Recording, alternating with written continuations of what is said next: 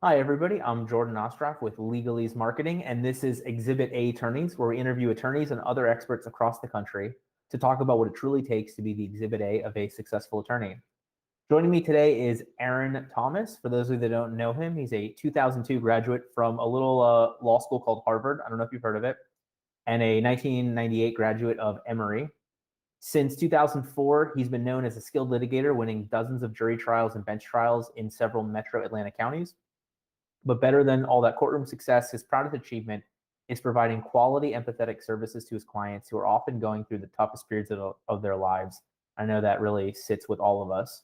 While he's won many awards, the most treasured of those are voted on solely by his clients. Things like a two-time reigning winner of Atlanta's Best Divorce Attorney from Best Self Magazine, Avo's Client Choice Award, and Martindale Hubbell's Gold Client Champion Award. Aaron Thomas Law represents clients in traditional family law cases, divorce, both contested and uncontested, legitimation and custody cases, and child support. Aaron Thomas Law also helps clients who need to either enforce or modify their custody and child support orders. And in 2002, Aaron founded Georgia Prenups, now prenups.com, a friendly and fair take on the premarital postmarital agreement, which obviously has gotten a bad reputation, but can be a hugely useful tool for couples that want to start their financial relationship in an intentional, transparent, and fair way. You can learn more about the, quote, prenups that help you stay married, unquote, by downloading the free ebook, 7 Financial Strategies for Building a Rock-Solid Marriage at www.prenups.com. So I'm so excited to have you here because we are going to talk about one of my favorite things, marketing strategies, but even better than that, you can implement when time is scarce. So for those of you that know me, know I am a marketing junkie, but especially a time management and effective marketing junkie. So I am super blown away to have Aaron give us a little bit of his time to pick his brain on these topics. Thank you so much for being with us. Yeah, Jordan, great to be here. Thanks so much for having me on. And while we are going through this, we're going to have some links here. So after you hear the wonderful wisdom that Aaron has to share, you can stay connected with him at aaronthomaslaw.com, at prenups.com, at linkedin.com/in/Aaron R. Thomas, at facebook.com/Aaron-Thomas-Law- Nope, I got to the part. You'll get the link. It's a bunch of numbers, so it'll be there. And then also his LinkedIn business page will be in the comments as well. It is also not the easiest URL based upon LinkedIn. So what did I miss in your bio? I know a ton, but what do we want to share? Yeah, you got it. You covered it. We do family law cases at Aaron Thomas Law and, prenups.com. As you said, we founded GeorgiaPrenups.com last year and we just kind of upgraded to prenups.com this year. So we're really excited about that. Kind of going state by state, trying to spread the gospel of prenups across this great land. Yeah, and no offense to Georgia, but that is a huge upgrade. Oh, and just from the standpoint of like now, just prenups.com, that is amazing to be able to share with people. And you're right, it is such a weird topic to discuss, but at the end of the day, can really help a lot of marriages start out on the right footing. So props to you.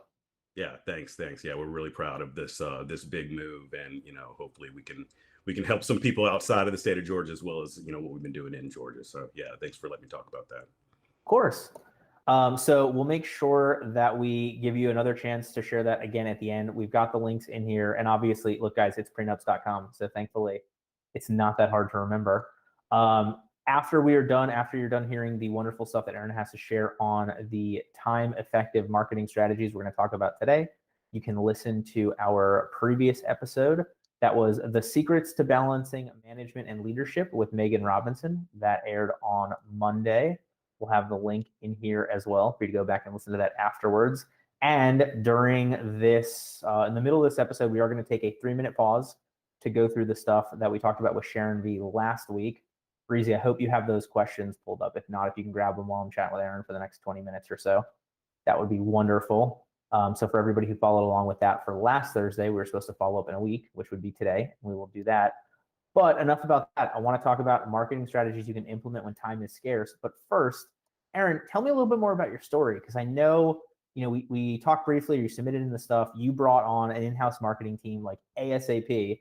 And tell me more, like what got you to that position, why, how that's worked out for you, etc. Yeah, yeah, absolutely. Before I started my own firm in 2015, I'd worked for another firm where my boss was brilliant at bringing in all of the cases. And so, us lowly associates, not only were we not expected to bring in cases, we were almost discouraged to bring in cases. The firm was based around its reputation. So when I got out on my own in 2015, I was starting from scratch. I knew nothing about doing my own marketing. Everything I was doing was word of mouth. And pretty quickly I realized that marketing needed to be one of, kind of one of the essential non-negotiable parts of my firm. Well, So, it's an interesting way to phrase it because everything you said tells me you started out as a lawyer and then realized being a lawyer wasn't going to be enough. oh yeah.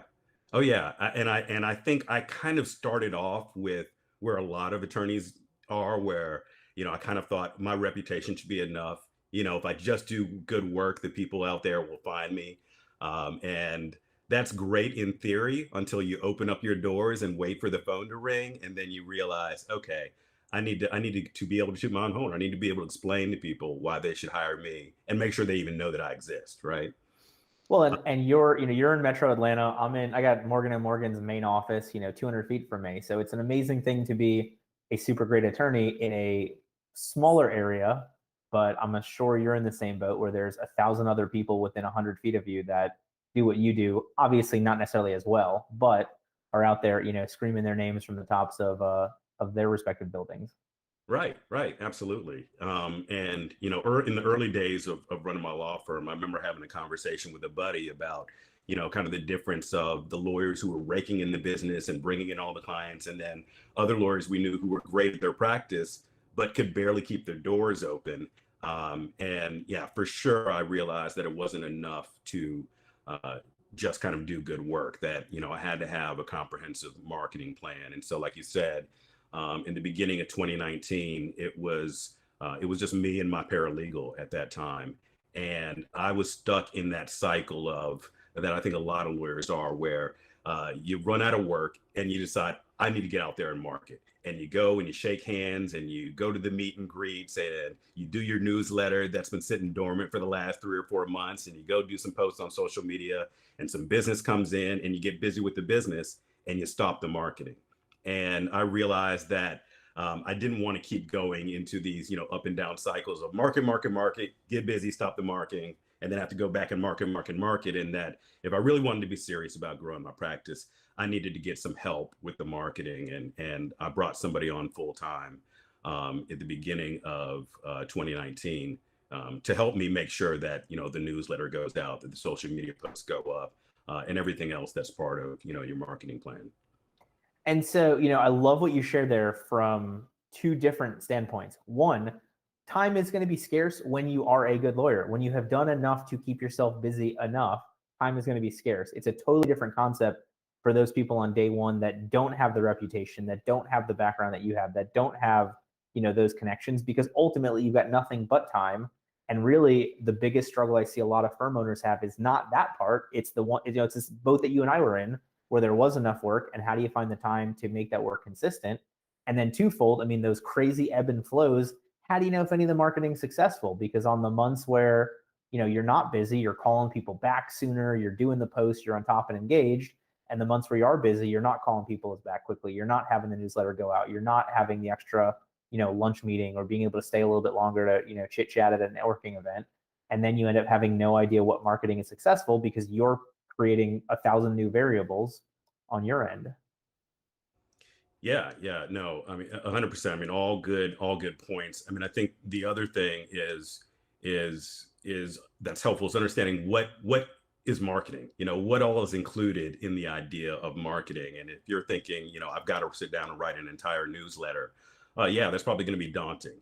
Or I've got to sit down and write, an entire blog post from scratch. But if you kind of have a more expansive view of marketing, like, calling an old client, checking, seeing how they're doing. That's marketing, right? Um, Spending a couple of minutes, checking in with clients, or checking in with referral sources and saying, hey, how you're doing? How's your practice doing? That's marketing. Staying top of mind. So, Yeah, all of it was part of, wrapping my head around what marketing was going to be for my firm. And that leads me to probably my favorite question, because I think, look, if you took the 100 best law firm owner marketers like you and I and put it together and asked this question, I think you get 100 different answers. So, do you have a definition of marketing, or what is marketing to you, or how do we sum that up in one or two sentences? Because I'm with you. I don't know what the consistent answer is, and it could be a million different things. Yeah, I take the expansive view. I think marketing is anything that communicates what your firm is about. And so, your office is marketing. Do you have like the laid back, chill decor office, or is everything, columns and white shiny shoes in your office? How you speak to your clients, how somebody answers the phone when they call your office. I mean, obviously your newsletter, your website, those things are marketing. But if you expand the view to anything that communicates, kind of the personality of your firm, then marketing is a much bigger category than I think the traditional definition of what you learn in school. Well, and I think look, there's a million benefits to building an in-house team. One of those, I think, is the consistency you get between those things. Because what I have found, talk to a lot of clients that are outsourcing some of the work, doing some themselves, having their 14-year-old cousin do a little bit of it, having the intern could do it. And then you're like, all right, you want to be this go-to firm. We've got the nice fancy office with all the columns. Now we've got, this Canva template that's not spelled, it's not grammatically correct, or everything's spelled wrong. Then we've got this newsletter that was designed by some amazing graphic designer for that team. Then we've got this brochure that our old receptionist threw together at a Photoshop, and it has old photos of people that aren't here, and it's got the old location. Do you find that to be similar too? Like, the more cohesive or genuine you are with that marketing across everything the firm does, the easier it is to find success? Oh yeah, 100%, 100%. And we still outsource parts of our marketing program. I mean, we don't place all of our ads on Google and Facebook ourselves.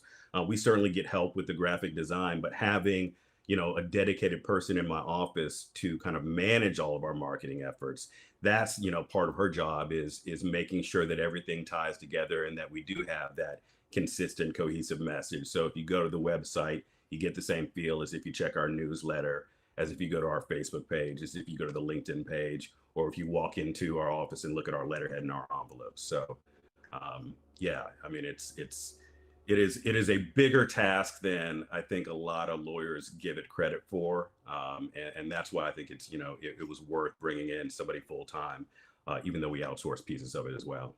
Yeah, absolutely. And I mean, from my perspective, I'm sure you'll feel the same way. I always love having that point of contact inside the firm and outside of the firm, because that's exactly how you get that cohesiveness of what's in, with also getting the best tips and tricks from what's out from the outside expert, ideally. Yeah, 100%. And even right now, my marketing coordinator is at a marketing conference right now, getting tips and tricks on how to stay up to the latest with everything in marketing, because there's new stuff every year. There's new platforms, new SEO strategies. So it's more than those of us who just went to law school and studied just law can handle on our own. Oh yeah, no, I'm sure Google will update their algorithm 8 times by the time we finish this conversation too. So I'm there with you. So maybe this is easiest to tell from a story, or maybe you've got the non-story version. But for you, in that moment, you've got enough work, but you want the strategy to make it more. How did you determine what strategies you had the time to implement, or how did you determine the ones that made the most sense to implement? Can you walk me through some of your thought process there? Yeah, absolutely. So when I brought on my marketing coordinator in 2019, she's a grad. She has a degree in marketing, so obviously I want to let the expert do what she's good at. But I started with kind of what is the personality of the firm, and we like to think of ourselves as a client-centered firm, which that term is thrown around a lot. What does it actually mean? But I think our personality is not telling clients, here's the right thing to do, just trust me and let's do it. We would educate our clients and allow them to make decisions. And so a lot of our marketing comes from just trying to educate clients on what the law is, especially in an area like family law, where things aren't always intuitive. People aren't going to be able to just figure out what's a reasonable amount of child support or what's a reasonable amount of alimony on their own. And so, we wanted to be providing information that was helpful and educational for people, even if they ended up, doing something on their own. We want to provide something of value. So that was kind of like the basis.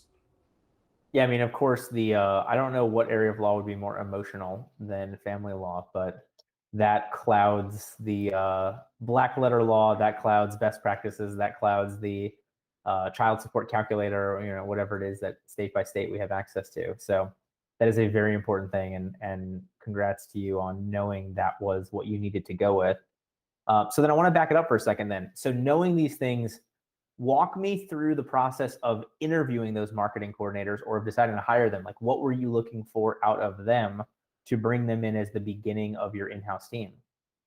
Yeah. So, when we posted the position, like I said, it was a lawyer and a paralegal, and this was going to be the third person that joined our firm. So, again, with this expansive idea of what constitutes marketing, we were going to have the marketing coordinator answer the phones and talk to the people, who were looking to set up a consultation, and send the follow-up emails and all of that. So we were looking for somebody who had a personality fit that matched the firm, first of all, so that we could trust this person. If I can trust the person to be the first point of contact with our potential clients that are calling the firm in, whatever desperate state they find themselves in, then certainly I can trust them to put something up on Facebook or to deliver, a newsletter. And so, the personality fit was key from, the front end. And we wanted someone who, was a problem solver and attention to detail. Again, lawyers, we always talk about, you've got to have that attention to detail. And so we did one of those application processes where we included very specific instructions. You had to convert your cover letter to a PDF, and you had to send it to a particular email address with a particular subject line heading. And that's such a fantastic way to weed out, the people who aren't paying attention. We got probably 200 applications, and maybe 10 or 12 people followed the directions to the T. So, we're looking for somebody with that kind of attention to detail as well. So, and I love what you're talking about there from so many things. The biggest one is, I find so many other firms make the mistake of, they take that great paralegal and kind of force them into, well, now you're in charge of social media. And that could not be usually that could not be a more different thing to ask for. And so to find somebody who's got the, soft skills with the clients and also the right attention to detail for the firm, I mean, that is a worth their weight in gold, one in a million type hire. But also then you put them in that position to answer the phone. So what better way to know what clients want to hear? What better way to know what questions you should be answering on social? What better way to hear what valuable content you should be putting out there than what are the things that clients keep asking us, right? Yeah, exactly. And I mean, you just hit it on the head. Is because she's that first point of contact, she now knows exactly what are the problems that people have. What are the questions that people, call up to the firm with?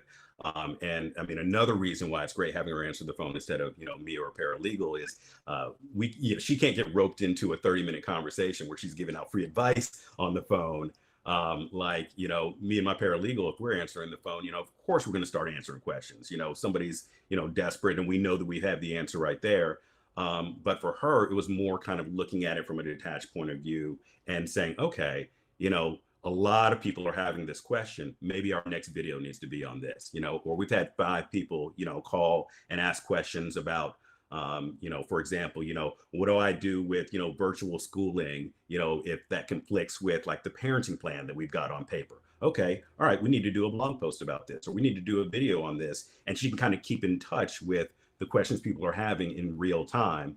And like you said, what better way for the marketing person to, know what message we need to be putting out there than talking to the clients directly and finding out what their problems are. Yeah, and so my firm, we do Monday morning, we do a modified level 10 EOS meeting. This is one of the questions we ask every single Monday. What questions you get from clients last week? And, for exactly what you're talking about. And it's always amazing to see, for any attorney that thought that COVID wasn't going to change how they practiced or what their clients' questions would be, please call me if you still don't feel that way, because I would love to chat with you about How so? And so it comes up a million times, and I love that you guys have that point person. Maybe that's not the right terminology, but that first, that initial point of contact, really understanding how do we then do this at scale through our marketing efforts. Yeah, absolutely. And then, my marketing coordinator was also ended up being the person to, reach out. If somebody, called, but they didn't schedule a consultation, she could, touch base with them again. Or if somebody scheduled a consultation, but they didn't hire, she could, touch base with them again.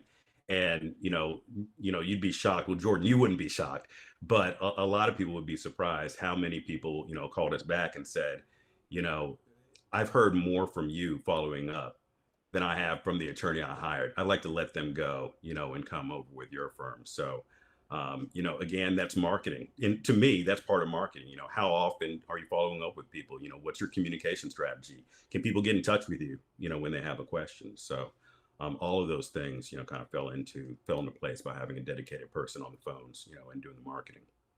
So you've got this person in, they're, knocking out these great questions. They've got this stuff lined up. But from your perspective, from the owner perspective, from the attorney perspective, how are you finding the time to, are you writing the blog post? Are you filming the video? Like, how are you making that work with your time being so scarce?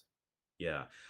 So, the way that I looked at it, is, came from a buddy of mine. I am a thief of good ideas, an unashamed thief of good ideas. But, a friend of mine told me that, any business is going to dedicate at minimum 5% of their budget towards marketing. And for me, I said, okay, well, that's good on the finances, but what about the time as well? 5% of my time budget. It's just, like I said, if it's non-negotiable, if you agree that marketing is non-negotiable for your firm, then, it's just like paying the bills. You wouldn't dedicate zero time towards paying the bills. You dedicate 5% of the time to paying the bills. And so I wanted to create kind of, an achievable way that I could continue marketing. And for me, the best way to do that was to say, okay, 10 minutes on the computer first thing in the morning.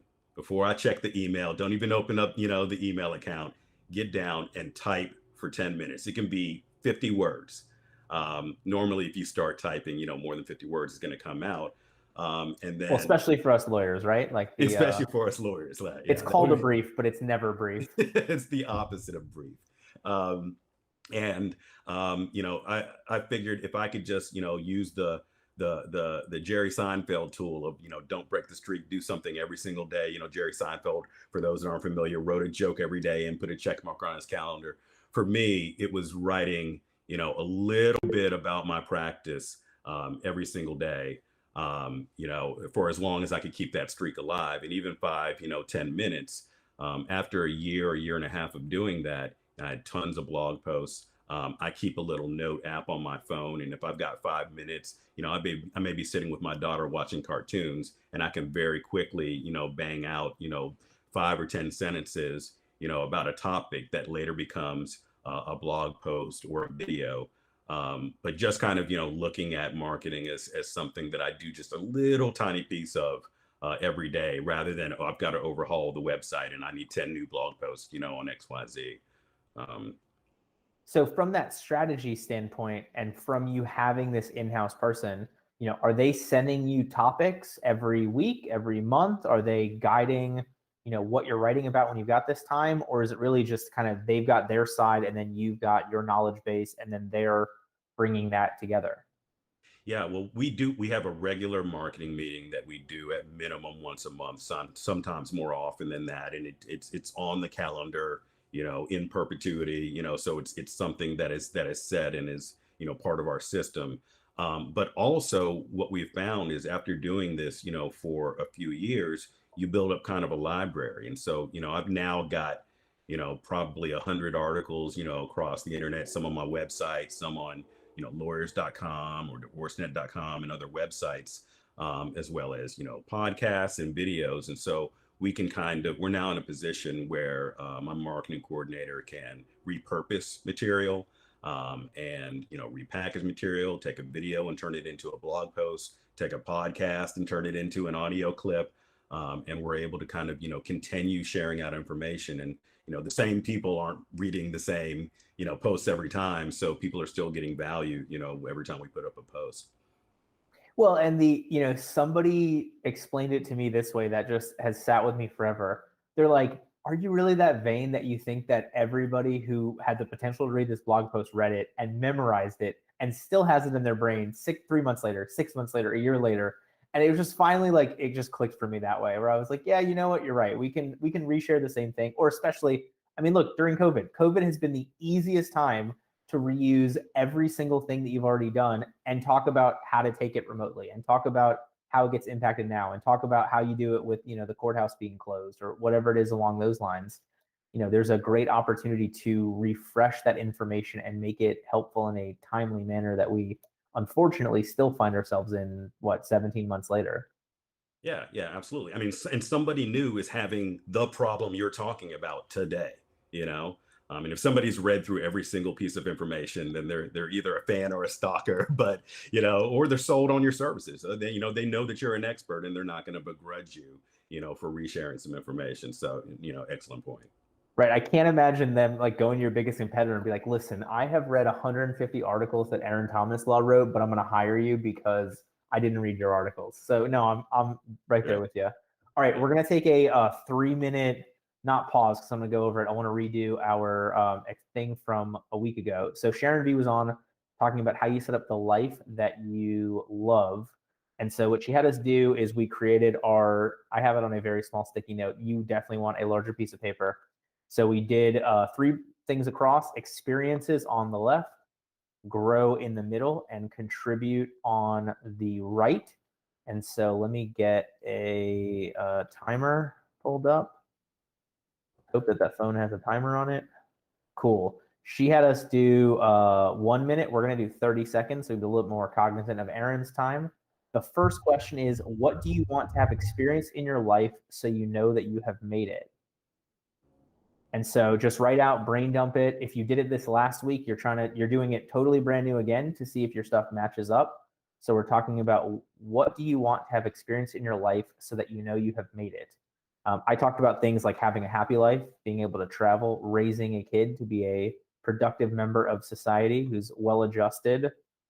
And then a couple places I want to make sure that I went. And then obviously, some financial goals that I'll keep to myself or maybe share later. And so that's going to go on for a minute. We're at our 30-second mark. We'll restart that. So the next one becomes, who do you have to become and how do you have to grow to achieve those experiences? So I looked at it from the standpoint of every one thing I had in the experiences. What do I have to do to accomplish it? To have more travel, do I need to make more money? Do I need to hire more people? Do I need to get myself more time, like we're talking about here with time being scarce? So I'll do 30 seconds on that one. So what do you have to become and how do you have to grow to achieve those experiences? Doesn't have to exactly be a one-to-one. I just found that to be the easiest way to do it. So we'll go through that. And obviously these should be actionable steps, small things that you can do to know that you are closer to achieving those experiences or being in the position to be able to do it. 5 more seconds. All right, and then last, under our contribute section, how does living your best life contribute to the world by achieving those experiences and growing to be that person? And so on that one, we're talking about, what's the impact of there? And, I think this strikes near and dear to Aaron's heart, obviously with the prenups, being able to contribute to the world by having people get married in a way that is on equal footing or honesty among them. So we'll do 30 seconds on that. So, are you helping people? How are you helping them? How are you making the world a better place? I find that while most attorneys don't want to admit it, a lot of us did get into this because we enjoy helping people, that there is an altruistic bone in our bodies, despite what you will hear on TV or from people that can't stand attorneys. So how does living your best life and growing to be who you need to be contribute to the world as a whole by achieving those experiences and growing to be that person? We'll go 5 more seconds.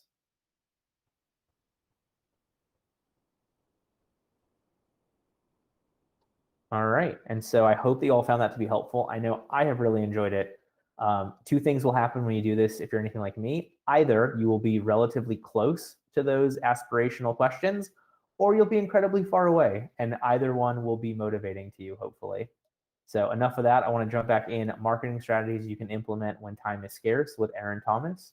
Aaron was talking to us about carving out that 5% and now getting to the point, the 5% of time towards marketing, and now having such a database and library of information that it makes it easier for his team to get the right information refreshed and repurposed and re-out to everybody. So from the perspective of a law firm owner who may not luck into or decide into a great marketing coordinator, that may be off the table for them. From that law firm owner's perspective, is there a way to figure out the best use of that time? Like, I know you talked about those 10 minutes beforehand. Was that something you came up with, or was that something from your marketing coordinator? That was something that I stole from another buddy who, had Oh, basically right. Sorry. Yes. on a writing streak of his own. And so I said, okay, yeah, let me set aside that time to make sure that that I can work on, my own marketing, every day, day in, day out, even on weekends. There were a couple times where I was in the hallway of a courthouse, begging out my 250 words, before I walked into the courtroom. But yeah, making it kind of non-negotiable every single day type habit was big. And did you found that to be the most helpful for you, because that was, in theory, hopefully, before every family law emergency that's not really an emergency started coming across the plate for the day?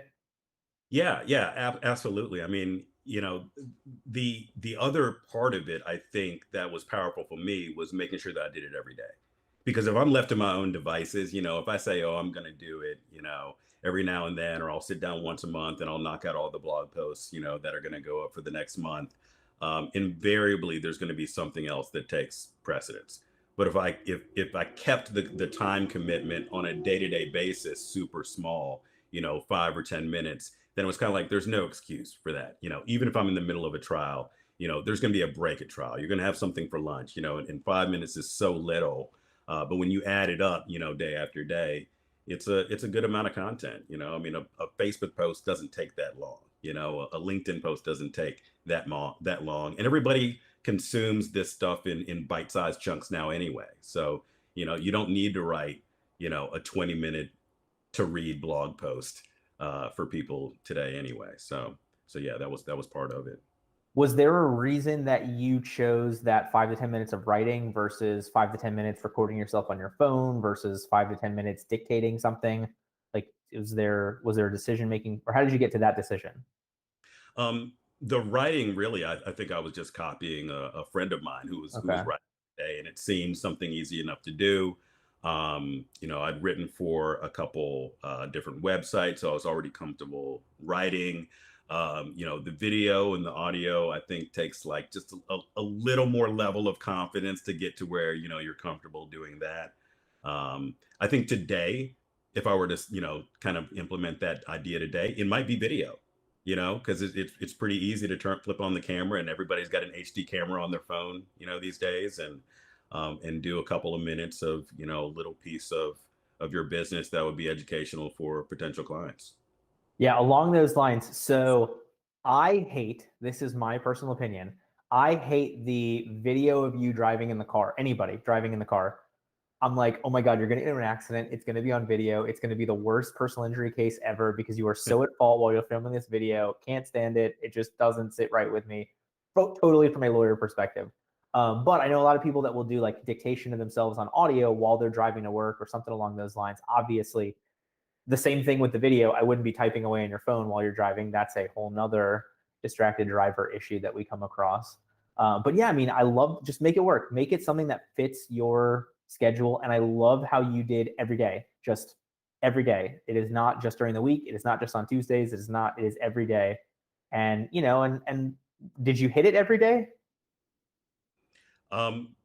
Pretty much. I mean, over like a couple of years when I first started doing it, there were a couple of days that, I was traveling or something else came up. But for me, doing something every single day is easier than doing it 5 days a week, because then you have the internal debate, is today an off day? But if I did it every day, then it kind of like took the guesswork out of it. It was just something that had to be done. 1,000%. Yeah. I mean, look, I find if you aim for 7 days a week and hit 6, you'll be so happy. But if you aim for 5 days and hit like 3, you're going to be so aggravated. Or once a week, and then you're like, I'll just push it to next week. And the next thing you know, it's been 6 weeks. So I love that. Is there any for different law firm owners, are there what other marketing strategies do you think would be easy to implement with scarce time, or any other insight you have on that? Not just the 10 minutes a day, writing out, knock out the content.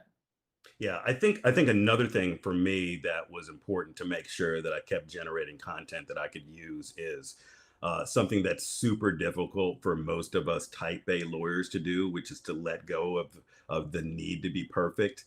Um, it's we're used to writing briefs and proofreading and dotting every I and crossing the T's and making sure there's only one space after the period instead of two. That doing something like marketing, we're afraid to put out in the world without having spend an hour proofreading and going over it. And there are two kind of points that pushed me to open up to just get the content out there more. And one was to treat everything like it's an experiment, and say, I'm just going to try this. If it looks like it's working, I'll make it better later. I'll perfect it later. I'll improve the way that it looks later. And that allowed me to get that first newsletter out there before the template was, exactly perfect the way that I wanted it, or to get the blog post up there. I'm sure somebody will let me know if there's a typo, and I can always go back and edit. It's the digital age. It's not in print. I'm not chiseling this into a slate. It can be corrected later. And then the other part of it was, another friend of mine explained to me that you got to have a failure budget. 10% of things are going to completely bomb. And if you just, accept that 5% of whatever, you're going to do, or 10% is not going to work out, that can kind of, free, at least for me, it freed me up to put content out there. Not every message is going to work. Not everything is going to land. And if people don't like it, honestly, they're going to forget it in 5 seconds. It's not like they're going to dwell on it, and it's going to affect poorly on your firm. So part of it is just getting over the perfection and just getting content out there. So I'll throw my story, one of my many stories of failure or mistake into this. So my law school, you write your law school essay on why you're a good fit. And I don't know, do law schools even read it? I have no idea. But this was going to be the essay. This was the written thing, and I had the words, and I read through it 1,000 times, and I had 20 people read it. And finally, on the 20th person, they're the first person who realized at one point I said pubic interest law instead of public interest law. And while it is a small spelling mistake, it is a huge difference. And thankfully, it was caught before that went out to a bunch of law schools. But ultimately, it did take 20 people on top of me reading it probably 100 times for that to come out. So amazing. It happens. And the flip side of that, the lawyer side of that is, I get this all the time. Well, what if I share a video and I don't have the exception to the exception to the exception to the exception to the rule that's super hyper technical, this one case from the 1700s that says something different, and I get called on it by my colleagues. And to that I say, you know what that's called from Google's perspective or Facebook's perspective? It's called engagement, and they will share that to more people. So let them blast you all they want for, in the situation where a husband and wife get married, if it's in this random county under these circumstances, under a full moon, there is some crazy thing that only applies in this one little thing. And then you know what? You can do a video about the exception by itself. But in the meantime, you've got engagement. So Jordan, the haters will get you trending. Yeah, exactly. I mean, it's some of the best material that you'll get out there is when you say something a little controversial or a little harsher without going through every little exception technicality, and you start the conversation about it. And that's what you wanted to happen in the first place, for people to engage and like have an opinion about the content that you're putting out there. So even that can end up being a plus. Yeah, I actually had that. I posted that on LinkedIn after realizing that. I was like, look, guys, you all are awesome, because my posts that are like 75% well thought out, you guys do such a better job filling in the 25% than my posts that I think are perfect, and then I'm missing something. So I'm right there with you. And obviously, look, you hope you surround yourself with people that will do it in a constructive way and an engaging way, and not just be like, you're a moron. But sometimes I'm a moron, and I'm okay with that. It's the it's my 10% of failure, like you talked about beforehand. Yeah, 100%. So is there, you all are doing family law, and obviously you want to make sure that you're providing content that makes sense to your ideal client from a family law standpoint. How does an attorney utilize that when coming up with a strategy? Like, how different should they be doing the strategy for their clients versus what they enjoy doing versus what's worked in the past versus what somebody told them is a great thing that'll work over the next 6 months? What's your insight on that? Yeah, I mean, I think that, there's not going to be a one size fits all strategy for, your marketing message. And I've just found that, if you try to do what everybody else is doing, it's going to come off as inauthentic. And then your marketing can end up being a net negative for you instead of, a positive. I mean, just as an example, if everything we do is marketing, like even how I'm dressed today is marketing. I could have thrown on, a jacket and a tie to sit down for this. But when my clients see me, this is what I look like. I mean, before I had gray hair and I needed to look more professional, maybe I'd have the tie on. But the more the gray hair came in, the formality of the rest of my clothing. I see you subscribe to the same philosophy. Yep. For anybody who can't see this, I have a lot of gray on my face. Yeah, the more you kind of relax, and I think our marketing kind of fits that as well. If you were to see our newsletter, it's actually like 20% about family law facts, and a lot of it is about things families, events families can do, or a nice product that I found.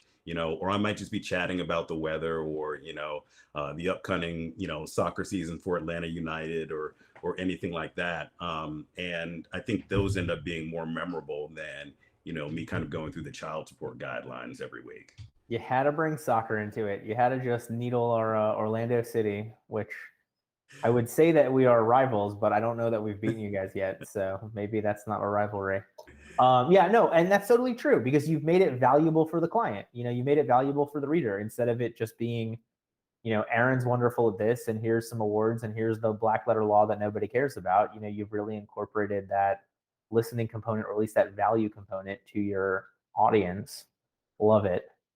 So as we get towards the end, anything else you want to make sure we cover? I mean, I know we could totally do another 10 hours on this, but unfortunately we are limited to the next 10 minutes. So anything that we missed, anything we left out, anything you want to make sure we expound upon before some other fellow lawyer marketer slams us for not talking about the exception to the exception to the exception to the rule or something? Yeah, no. I mean, I think the one other thing that I would throw out there is to look at I think it would help a lot of lawyers to look outside of the law and see what other businesses are doing. I think that as lawyers, we think that maybe sometimes deserved and sometimes not, that we're extremely special and our industry is way different. I mean, that's one of the reasons why a lot of lawyers don't want to market in the first place. But at the end of the day, we law firms are businesses, and you can take cues from what other businesses are doing. And some of my colleagues thought I was being a little crazy for being a two-person law firm, a lawyer and a paralegal, to bring on a full-time marketing person in-house, and then we were still going to outsource some of our marketing efforts, and said, why are you doing that? And now looking back, it's obviously a great decision. It's not insane for any other type of company to bring in marketing help, to devote a significant amount of their revenue to paying for marketing services. Why would it be that way for a law firm? And so kind of stepping away from this is what lawyers have always done, and having a little bravery to step out and do something different, show some personality. It's only reap rewards for us. Yeah, you don't have to drop any names, but how many of those have either flat out asked you for a job or been like, share with me your wisdom, you're doing so well. How can I recreate it? That the same people that told you it was a dumb idea, whatever it was 3 or 4 years ago. There are a number of them that are kind of following in our footsteps and tried to recreate what we're doing, or sometimes just being like, well, who's doing your newsletter again? We'll take it all as compliments these days. Hey, imitation is the most sincere form of flattery. But my thing, look, obviously I am biased. Obviously I made my firm successful not by being a good lawyer, but by being, I hope, a pretty good marketer, and then hiring people with that money. Because like that's the thing that people I think lose sight of. If you have the revenue coming in, if you have the cases, if you have the money, you can throw that at any other problem. You can hire more staff. You can bring in consultants. You can hire a coach. You can hire a therapist. You can hire a personal shopper. Whatever it is, as long as you have the money coming in, which comes from marketing. So we are speaking the same language here.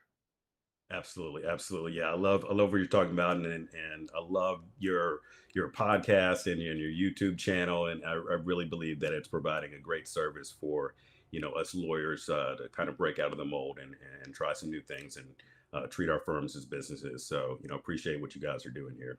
Thank you. All right, so as we get towards the end, I want to talk about our next episode. I say this all the time, our next episode will be very different, but this one it will be very different. We have Danya Hunt coming on. For those of you that don't know her, she's a former Olympic head athletic therapist and strength and conditioning coach. She now works with entrepreneurs where she explains to us the right mindset and training and stuff that we need for the purpose of growing our businesses, just like working with Olympic athletes for the mindset they need to grow themselves to be that much better at their sport. I wish, had we thought about this, we should have run this during the Olympics, but unfortunately we'll be going a week too late. But she is going to come on to talk to us about growing your business by changing your habits. So if you ever want to talk to a Olympic head athletic trainer and strength and conditioning coach about how you bring in the right mindset for your law firm, you want to join us on Monday at 1:30, Breezy? 1:30 on Monday for Danya Hunt's presentation on growing your business by changing your habits. But I'm not going to let you go, Aaron, just yet. I want the diamond nugget of wisdom, the most important thing. If somebody's been listening for, at this point, 50 minutes, remembers absolutely nothing else that you said, takes nothing away from it, what you're going to share here. What is your biggest piece of advice on how other attorneys can replicate the same success that you've had, can become that exhibit A of a successful attorney? I would say to decide what your budget, more time than money, is for marketing. Stick to it. Start tomorrow. Put something out there. Get the content up. It's all of its experiment. No one's going to judge you nearly as much as you think they're going to. And everyone who goes down this path has reaped the rewards. Yeah, no, at least I want to expand upon something you said, in that no one who matters is going to judge you poorly for your attempt at marketing. The people that truly care and actually give a poop about you are going to be excited for you, or they're going to help you make the changes, or they're going to introduce you to somebody, or they're going to give you some feedback. The people that just say this is trash are not the people you need to surround yourself with. So I love it. Thank you so much for joining us today. Yeah, thanks so much for having me, Jordan. Appreciate it. Thank you for listening to this episode of Exhibit A Attorneys. If you're interested in becoming the Exhibit A of successful attorney, please check us out at LegalEaseMarketing.com, EASE.